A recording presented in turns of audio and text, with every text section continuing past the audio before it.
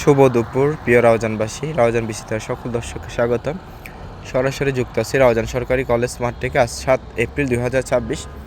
পূর্ববর্তী ঘোষণা অনুযায়ী রাউজান সরকারি কলেজ মাঠে 10 দিনব্যাপী বৈশাখী মেলা আয়োজন করা হয়েছে। এখানে ব্যাপকভাবে প্রস্তুতি চলছে। কালকে থেকে কিন্তু শুরু, 8 এপ্রিল থেকে 18 এপ্রিল পর্যন্ত 10